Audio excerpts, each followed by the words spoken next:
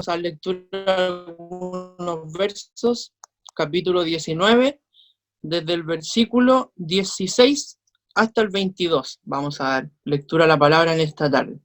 Evangelio según San Mateo, capítulo 19, de los versos 16 al 22. Vamos a esperar algunos segunditos para que usted pueda también ubicar la palabra y podamos ir juntos leyéndola y meditando en ella. Evangelio según San Mateo, capítulo 19, verso 16 al 22. Me parece que ya la hemos ubicado, la hemos encontrado. Le vamos a dar lectura, como hemos sido enseñados, en el nombre de nuestro Salvador Jesucristo. Y dice: entonces vino uno y le dijo: Maestro bueno, ¿qué bien haré para tener la vida eterna? Él le dijo: ¿por qué me llamas bueno? Ninguno hay bueno sino uno, Dios. Mas si quieres entrar en la vida, guarda los mandamientos. Le dijo: ¿cuáles? Y Jesús dijo: no matarás, no adulterarás, no hurtarás, no dirás falso testimonio, honra a tu padre y a tu madre, llamarás a tu prójimo como a ti mismo. El joven le dijo: todo esto lo he guardado desde mi juventud, ¿qué más me falta? Jesús le dijo: si quieres ser perfecto, anda, vende todo lo que tienes y dalo a los pobres, y tendrás tesoro en el cielo, y ven y sígueme. Oyendo al joven esta palabra, se fue triste porque tenía muchas posesiones. Amén. Que el Espíritu Santo del Señor en esta tarde pueda darnos gracia para poder meditar en su palabra y pueda Él dar el entendimiento a nuestros corazones. Agradezco al Señor primeramente, mi hermano, antes de poder conversar acerca de la palabra, por la vida, por la salud que el Señor me ha concedido, por estar en esta tarde, siempre lo repito, en esta honra tan grande, tan sublime de poder ser el portavoz en esta tarde del mensaje del Señor para nuestras vidas. Me siento tremendamente bendecido de poder comprender que el Señor Jesucristo día tras día nos habla a nuestras vidas a través de diferentes hermanos que Él va ocupando y también hermanas para exhortarnos los unos a los otros como hemos sido mandatados por el Señor. Bien, hemos leído esta palabra, mis hermanos, la cual tiene por título en mi Biblia, yo creo que la de usted también, El joven rico.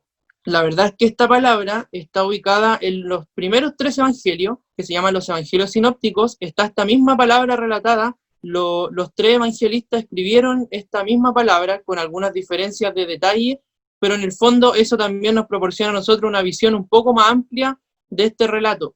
La verdad es que siempre hemos escuchado este relato, esta historia bella, en la cual la principal enseñanza que nosotros siempre sacamos es que no debemos amar el dinero, porque el dinero en el fondo, en el caso de este joven, le permitió tener una traba delante del Señor. Pero me gustaría partir con la siguiente pregunta que usted se pueda hacer y pueda ir tratando de responderla a usted también a medida que el Espíritu Santo le va también a usted iluminando su palabra. Y esa pregunta es: ¿este texto que hemos leído, este pasaje, solo nos deja como enseñanza que no tenemos que amar las riquezas? La verdad, mis hermanos, que a lo largo de este texto y esperando que el Espíritu Santo nos pueda conceder de su gracia, nos vamos a dar cuenta, mis hermanos, que esta palabra tiene una lección riquísima para el creyente de todos los tiempos, no tan solamente para el tiempo de Jesús, sino que esta palabra trasciende por todos los siglos, por todos los años, y hoy día, en el año 2020, nos sigue enseñando, nos sigue mostrando el camino a la salvación, nos sigue mostrando lo que el Señor Jesucristo busca de aquellos que le quieren seguir.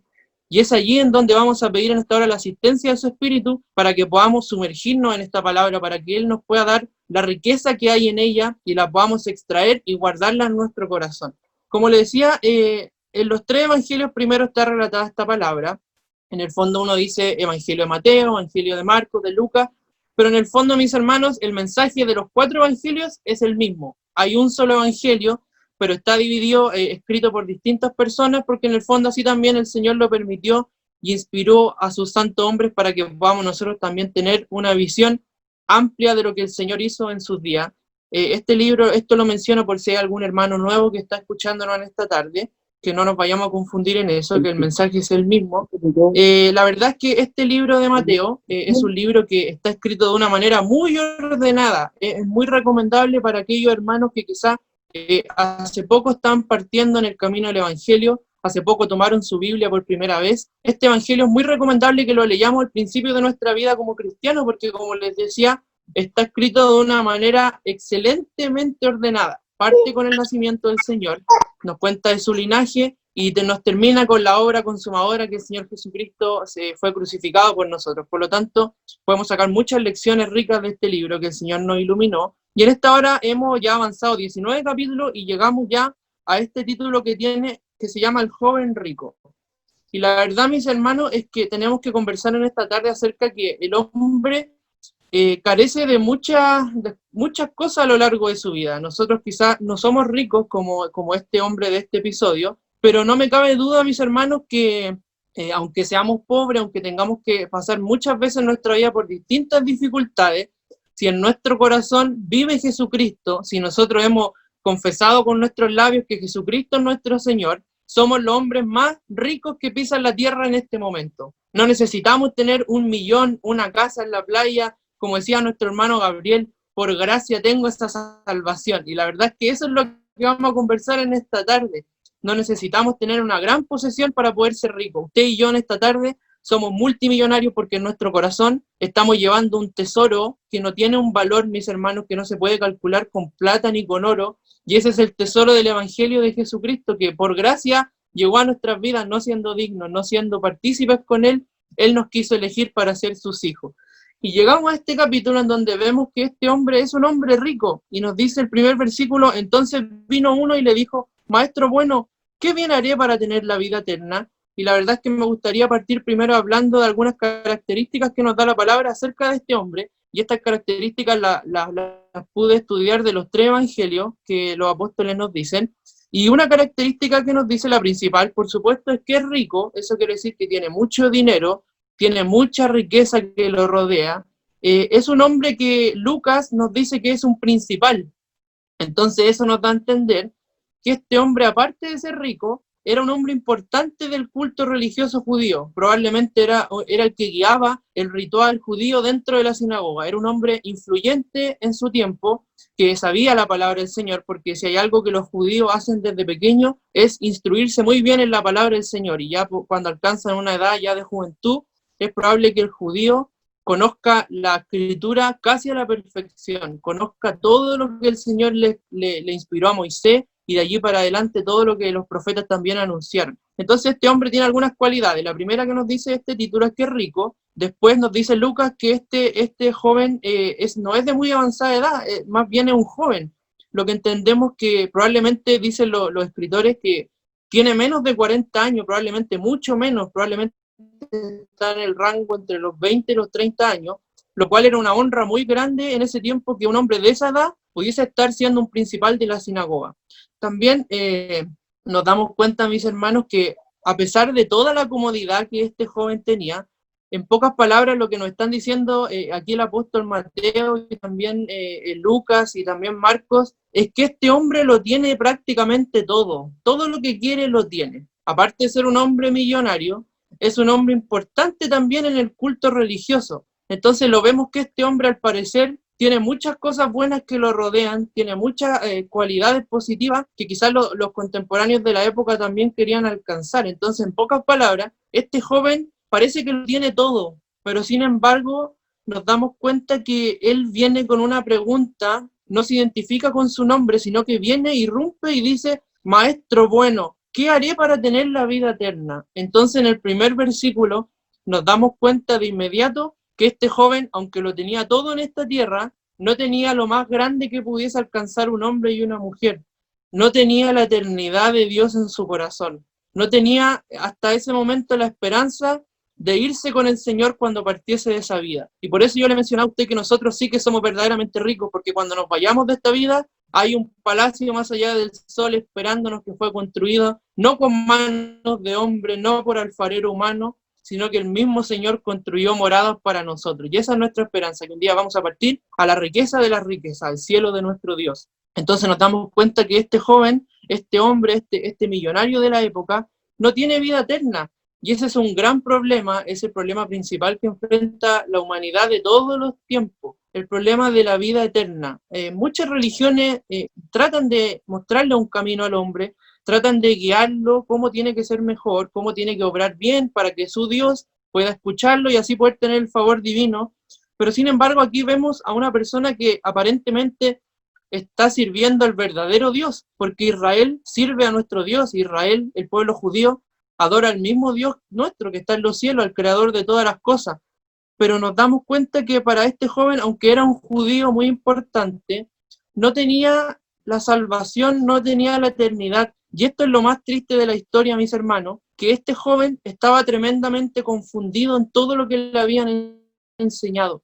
No se sabe el nombre, que ha gobernado por todos los siglos la historia de la iglesia, y no hay mucha diferencia con lo que también pasa en estos días. Lo mismo que está pasando hoy día y en los siglos atrás, pasó con el pueblo de Israel. Y el pueblo de Israel, producto de los fariseos y de todos los que se estaban levantando a darle más carga al hombre, llegaron a una conclusión, y esa conclusión es que la salvación se alcanzaba por medio de las obras. Eso es lo que está diciendo este joven en el primer versículo. Dice, maestro, ¿qué puedo hacer yo para tener la vida? Jesús en el verso 17, y dice, y él le dijo, Jesucristo le dice, porque este joven viene con una pregunta que lo descoloca por completo. Si usted se fija en el pasaje de arriba, dice, Jesús bendice a los niños. Entonces aquí vemos otra cualidad de este joven, de este hombre, que viene con mucha humildad cuando están los niños siendo bendecidos. Dice que el Señor les puso la mano. Este joven vino con los niños porque también necesitaba bendición del Señor, porque también necesitaba algo que esos niños también estaban pidiendo. Y este joven estaba desesperado por buscar la vida eterna porque no la encontraba. Por tanto que cumplía los mandamientos, por tanto que iba al culto todos los días, no encontraba la vida eterna y vino donde el Señor porque reconoció que Jesús era un maestro, pero a pesar de que reconoció que Jesucristo era un maestro, a pesar de que lo reconoció como un gran, quizá, anunciador del Antiguo Testamento, como un hombre que era diferente a los demás, que no era un rabino común y corriente, que no era un guía común como los demás, sino que este joven reconoció que Jesús era superior a los rabinos de la época, pero sin embargo, al parecer, no se dio cuenta con quién estaba hablando. Simplemente lo reconoció como un buen maestro, pero este joven en ningún momento le dijo, tú eres el Cristo, tú eres el Hijo del Dios viviente. En ninguna ocasión le dijo, tú eres el enviado que estábamos esperando para darnos libertad. Solamente lo está reconociendo como un buen maestro. Y aquí está el problema. Entonces Jesús, cuando reconoció que este joven venía acá, recordemos que Jesucristo, a pesar de que era hombre, a pesar de que se hizo carne, también era Dios. Entonces él podía discernir el pensamiento de las personas que lo estaban rodeando, podía ver el corazón de los que estaban allí también. Y Jesucristo lo prueba con una pregunta, para poder ver cuál es la imagen que ese joven tenía de Jesús, para ver qué era lo que realmente pensaba. Y Jesús le dice, ¿por qué me llamas bueno? Ninguno hay bueno sino uno, Dios. Mas si quieres entrar en la vida, guarda los mandamientos. Y Jesús le dice, ¿por qué me estás llamando bueno a mí si solamente hay uno bueno, Dios? Recordemos que el Señor Jesucristo es Dios, por lo tanto, Él era bueno. Jesús le está haciendo esa pregunta a este joven porque quería ver la respuesta que Él le iba a dar. Si este joven reconocía que Jesús era bueno porque era Dios, allí sí que Jesucristo le podría presentar el camino de la salvación. Entonces nos damos cuenta que el Señor Jesucristo después le dice, mas si quieres entrar en la vida, guarda los mandamientos. En pocas palabras, el Señor Jesucristo le está diciendo, tú joven, influyente, tú, como buen judío que eres, conoces la palabra, tus padres te han instruido, tus rabinos te han instruido desde pequeño, tú conoces cómo se puede llegar al cielo. El pueblo de Israel sabía que guardando los mandamientos llegaban a la presencia del Señor cuando ellos partían de esta vida. Este joven sabía que en el libro de Levítico hay un versículo que el Señor les dijo, por tanto guardaréis mis estatutos y mis ordenanzas, las cuales haciendo esto el hombre vivirá. Lo que el Señor le enseñó en el Antiguo Testamento por boca de Moisés es que guardando la ley ellos podían alcanzar la vida eterna. Pero sin embargo este joven y a lo largo del pueblo de Israel no lograron comprender bien cuál era el propósito de la ley del Señor. Ellos creyeron que mientras más cumplían, mientras más se afanaban en cumplir los ritos, los sacrificios, más se acercaban al Señor. Y nunca se lograron dar cuenta del verdadero propósito de la ley del Señor. La ley, como dice el apóstol Pablo, nunca fue hecha para salvar a nadie. La ley fue hecha para que el hombre pueda ver su pecado a través de la ley. La ley es un espejo, o sea, que es pecador y que es imposible cumplir la ley. Porque recordemos que David, lleno de la presencia del Señor, y después el apóstol Pablo en los Romanos, dice el mismo versículo, y ese verso es, no hay justo ni siquiera uno. O sea, en pocas palabras, el Señor les dijo a lo largo de toda la historia, es que nunca van a poder cumplir la ley, porque la ley es imposible de cumplir. Y este joven al parecer sentía que sí cumplía la ley, y ese era el sentimiento que tenían los fariseos, por eso ellos tenían con el poder de decirle falso y decirle que hacía milagros a través del poder de Belcebú, porque no fue el Dios hecho carne que vino a decir que sí había cumplido toda la ley. Entonces Jesucristo le dice, más si quieres entrar en la vida, guarda los mandamientos, y el joven le responde y le dice, ¿cuáles? Como queriendo decirle, maestro, está bien, conozco todos los mandamientos, lo he cumplido todos, pero a lo mejor se me ha olvidado uno, por favor, tú recuérdamelo, tú que eres maestro de la ley. Y el joven le dice, ¿cuáles? Y Jesús le dijo, no matarás, no adulterarás, no hurtarás, no dirás falso testimonio, honra a tu padre y a tu madre, y amarás a tu prójimo como a ti mismo. Si nos fijamos bien en este relato, el Señor Jesucristo le está diciendo 5 de los 10 mandamientos que Moisés les dio, y Jesucristo al final agrega el 6º mandamiento, que es el segundo más importante, que es amar al prójimo como a nosotros mismos. Jesucristo le está hablando de los 5 mandamientos que tenían que ver con la relación entre las mismas personas, porque por ejemplo dice, no hurtarás, no dirás falso testimonio, honrarás a tu padre, a tu madre y amarás a tu hermano. Jesucristo le está señalando los 5 mandamientos que tienen que ver con cómo nos tratamos con nuestros hermanos, cómo vivimos de acuerdo a lo que el Señor nos enseña en esta tierra. Pero si usted se fija, en ningún momento el Señor le nombró los primeros 4, y eso eran, no tendrás dioses ajenos delante de mí, dijo el Señor. Ese es el primer mandamiento, no tendrás dios ajeno delante de mí. Entonces los primeros 4 mandamientos son los que tienen que ver con directamente entre el hombre y el Señor, entre Dios y nosotros los hombres, y en ese caso el pueblo de Israel. Esos mandamientos sí que eran imposibles de cumplir. Israel desde un principio nunca pudo cumplir los mandamientos. El Señor les dio el mandamiento y al poco rato después ya se habían fabricado un becerro de oro cuando Moisés no volvía, porque tenían la necesidad en su corazón de poder adorar algo y crearon un becerro de oro y le empezaron a rendir culto, y allí vino después todo un juicio que el Señor emitió en contra de su pueblo. Pero nos damos cuenta que el Señor, en pocas palabras, si tuviésemos que definirlo en algo muy preciso, le estaba nombrando los 5 mandamientos quizás que no eran tan difíciles de cumplir, pero que al igual forma es casi imposible, porque en el fondo todos alguna vez hemos transgredido alguno de estos mandamientos, y en el fondo lo que el Señor le está tratando de decir a este joven es que no era perfecto como él creía. Este joven, en pocas palabras, creía que ya lo había alcanzado todo y lo único que le faltaba era hacer algo para que el Señor le pudiese dar la vida eterna. La verdad es que el Señor Jesucristo le quiere primero señalar su pecado. Por eso yo le decía a mis hermanos que la ley sirve de espejo para que nos miremos en ella. Es el propósito por el que el Señor dio la ley a su pueblo Israel. Y este joven, al parecer, no se daba cuenta cuál era su pecado, lo estaba ignorando por completo, porque como yo le decía, ya estaba seguro que la salvación era por hacer buenas obras y hacer más rituales y más sacrificios para tener el favor del Señor.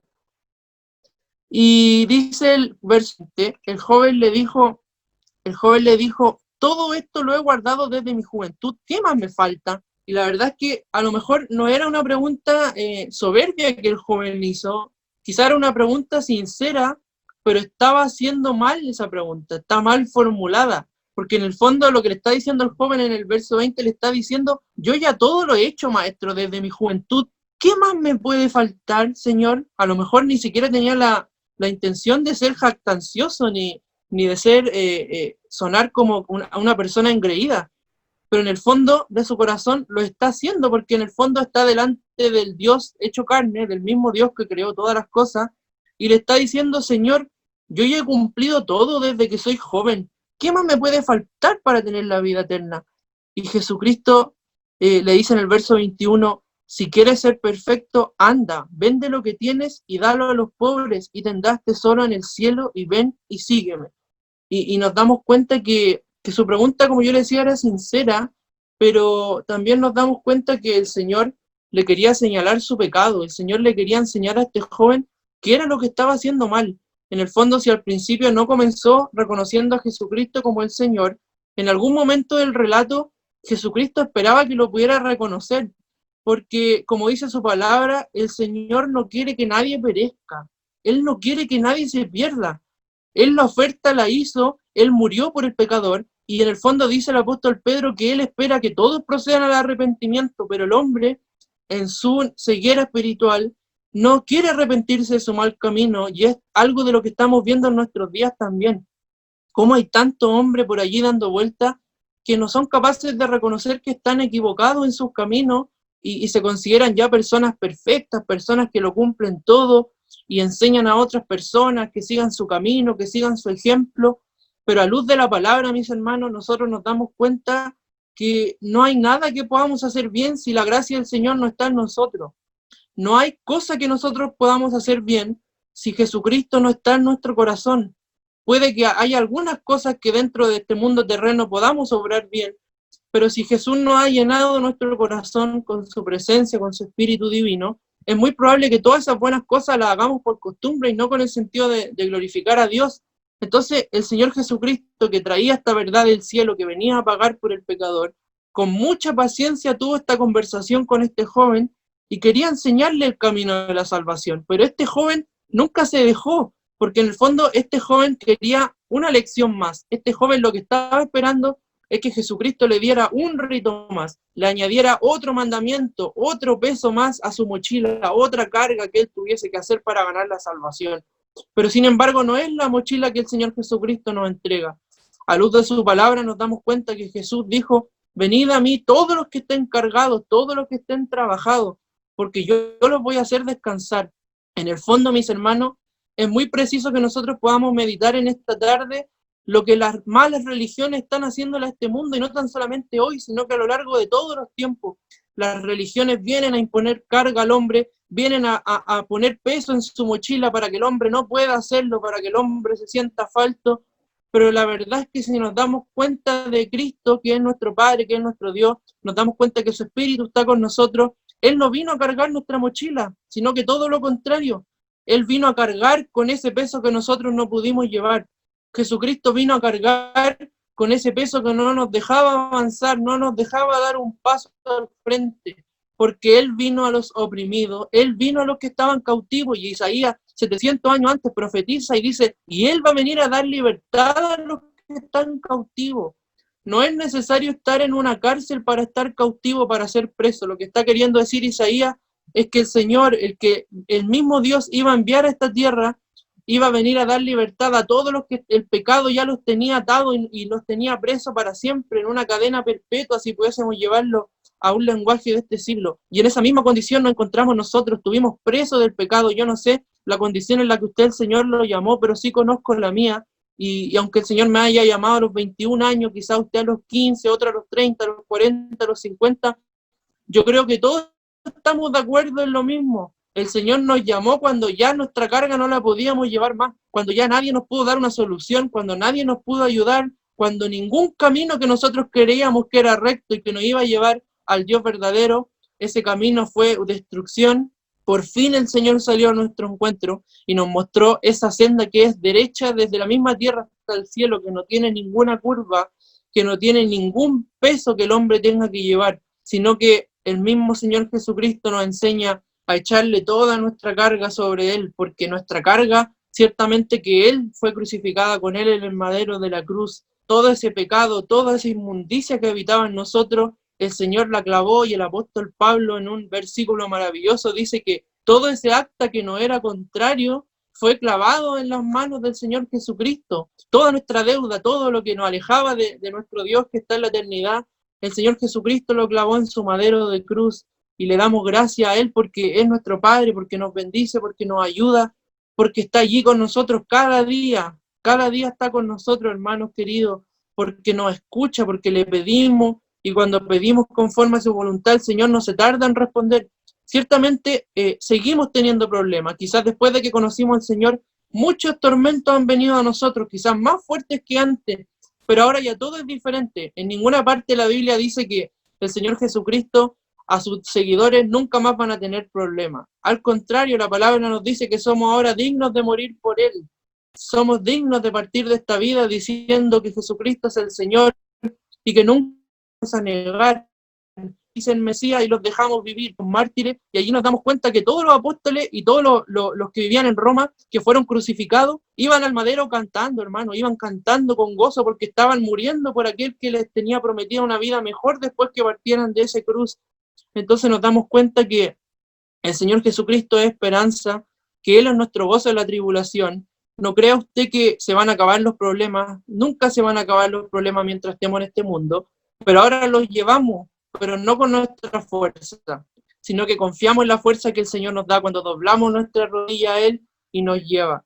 Y el último verso, cuando el Señor le dice esto, ahora si quieres ser perfecto, y esa palabra perfecto es lo mismo que salvación. El Señor le está diciendo, si quieres ser salvo, anda, vende lo que tienes y dalo a los pobres y tendrás tesoro en el cielo, y ven y sígueme. Y nos damos cuenta, mis hermanos, que aquí ya le hace el desafío final, le hace la pregunta final Jesucristo para ver si verdaderamente este hombre tenía intención de ser salvo o no, si tenía intención de ser seguidor del Señor. Y la verdad es que este hombre quedó tan impactado cuando el Señor le dio la única respuesta que él no quería escuchar, que era, vende todo lo que tienes y dáselo a los pobres, y quedó tan impactado que ni siquiera escuchó lo que el Señor le dijo después, que le dijo, ven y sígueme. Esas simples dos palabras que cautivaron a miles de corazones en la época que Cristo caminó en esta tierra. Pedro tuvo la misma afirmación, ven y sígueme, yo te haré pescador de hombres. Y esa frase transformó a Pedro para siempre. Esa misma frase, cuando Mateo estaba allí cobrándole los impuestos a sus mismos hermanos, los judíos, para darle los impuestos y la plata a los romanos, Jesucristo pasa por ahí y le dice, ven y sígueme. No necesitó otra frase para pararse y seguir al Señor, ser el llamado al discipulado, el llamado a ser seguidor de Cristo. Este joven ni siquiera alcanzó a escuchar esa frase porque sus oídos estallaron cuando el Señor Jesucristo le dice, deshazte de toda tu riqueza y dásela a los pobres. Aquí tenemos que ser muy claros y entender que dando todo lo que tenemos no nos garantiza la salvación, no nos da el cielo el hacer eso, porque no es por obra este caminar. Pero sí, el Señor Jesucristo quería probar la intención de ese joven. Si él era capaz de obedecer lo que Cristo le estaba diciendo, significaba que realmente quería ser salvo, significaba que realmente quería dejarlo todo. Y la verdad es que esa es la frase que tiene que estar en nosotros. También hoy en día, como lo fue en ese joven, Jesucristo siempre les dijo, el que no esté dispuesto a dejar esto y esto otro, su familia, sus padres, no puede ser mi discípulo. En el fondo el Señor nos llama a poder dejarlo todo, en el buen sentido ocupado de la palabra. Por supuesto que el Señor no nos habla de abandono, pero sí nos habla que tenemos que estar dispuestos a renunciar a todo lo que amamos, a todo lo que nos ata a esta tierra. Tenemos que estar dispuestos a soltarnos de eso y entregarnos por completo al llamado del Señor Jesucristo. Y este joven ni siquiera le respondió. Dice el versículo, oyendo el joven esta palabra se fue triste porque tenía muchas posesiones, mucha riqueza. Y aquí está lo más grave de la vida de este joven. Él creía que había cumplido los 636 mandamientos que el Señor le dio por intermedio de Moisés a Israel, pero sin embargo, mi hermano, medita en esto. Ni siquiera cumplió el primero de los mandamientos, que dice, no tendrás dioses ajenos delante de mí.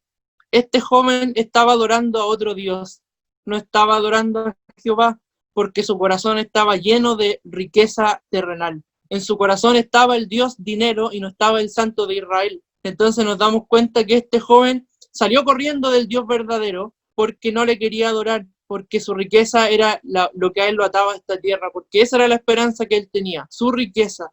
Entonces, mi hermano, si la vida de este joven terminó allí en este relato, nos damos cuenta que se fue totalmente desesperanzado, pero para nosotros también hoy día es una lección maravillosa el poder comprender que sí hubieron otros que lo dejaron todo por el Señor, y no porque él era rico le iba a ser rechazada la salvación.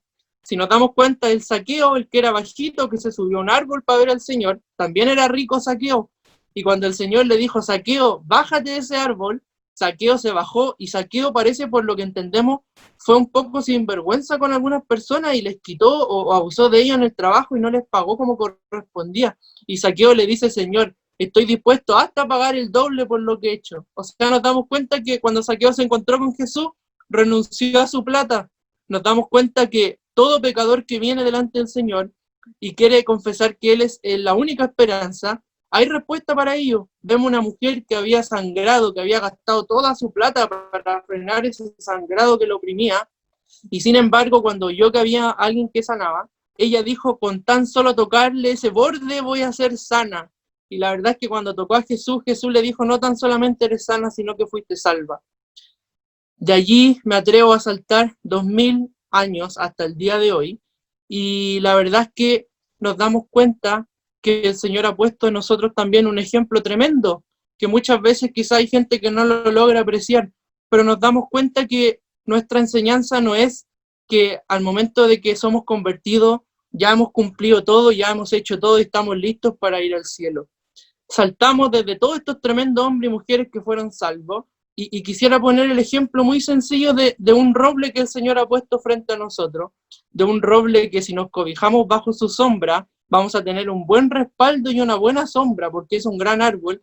Y este roble que yo le estoy mencionando es nuestro querido pastor Mariano, y la verdad es que cuando yo estudiaba esta palabra, cuando yo oraba, el Señor ponía esto en mi corazón, porque esta palabra está viva, la palabra no pasa de moda, la palabra no pasa de tiempo. Es más probable que se acabe el cielo, que se acabe la tierra, pero su palabra va a permanecer para siempre. Y nos damos cuenta que tenemos un hombre que nunca nos ha dicho, yo sí que ya estoy listo para irme al cielo. Yo que soy más joven, puedo apreciar lo que él siempre nos enseña, puedo ponerle mucha atención, y me doy cuenta que nunca él me ha dicho, yo sí que estoy listo, Tomás, para irme al cielo, y tú no lo estás porque eres más joven. Nunca he escuchado eso de su boca. Nunca he escuchado a él que con su tremendo caminar, con sus 30 años de ministerio, él ya se sienta listo para ir al cielo, sino que todo lo contrario. Él no es como este joven rico, sino que él cada domingo nos dice, estoy pataleando igual que usted. Y la verdad es que a mí eso me logra confortar y dar ánimo, porque me doy cuenta de que un hombre que tiene 88 años, que sea tan humilde de decir, estoy pataleando igual que tú, a mí eso me hace ver que el Señor está con él. A mí eso me hace dimensionar que el Señor ha trazado un camino para él que es recto, y que también nosotros somos bendecidos a través de él, porque la bendición viene del mayor hacia el menor. Así que este es el llamado para esta noche, mis hermanos. Y en la última lección que el Señor me daba a través de esta palabra, es que este joven, a pesar de que fue tan importante, que fue tan influyente, ninguno de los tres evangelistas dicen su nombre. Y esto es muy extraño, porque todos los personajes importantes en la palabra se dice su nombre.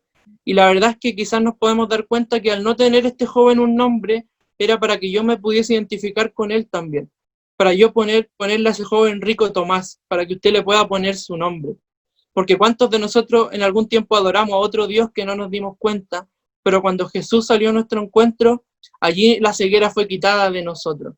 Y la verdad es que agradezco al Señor porque ha bendecido mi vida a través de esta palabra, y espero que también a usted le haya sido de bendición, que podamos meditar en esto, y que solamente Jesucristo es el camino al cielo, así lo dijo el Señor, y su Espíritu Santo está para nosotros hoy en día, está aquí.